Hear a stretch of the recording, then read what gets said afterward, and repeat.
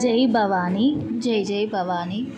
మా ఇందారం గ్రామంలో మాల సంఘ ఆధ్వర్యంలో దుర్గామాతకి ఇవాళ అన్నపూర్ణాదేవి అలంకరణ.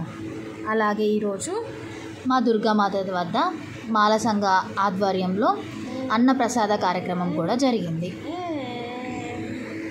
ప్రతి స్త్రీ అమ్మవారి రూపమే. నవరాత్రి సమయంలోనే కాదు, ఎప్పుడు ఎవరికి తాంబూలం ఇచ్చినా ఆడవాళ్లకు అమ్మవారి స్వరూపంగానే భావించి ఇవ్వాలి.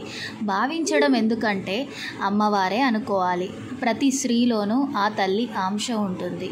చిన్నపిల్లలు బాలస్వరూపం, ముత్తైదులు మాత స్వరూపం, బిడ్డలు కనని మహిళలు తల్లి పార్వతీ స్వరూపం. ఆమె గర్భం దాల్చలేదు, అందువల్ల పిల్లలు లేనివారు బాధపడకూడదు.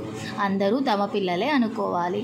భర్త లేని పూర్వ సువాసినులు ధూమ్రవతి స్వరూపం. వారు కూడా లలితానామ పారాయణం చేయవచ్చు, అమ్మవారికి పూజ చేయవచ్చు.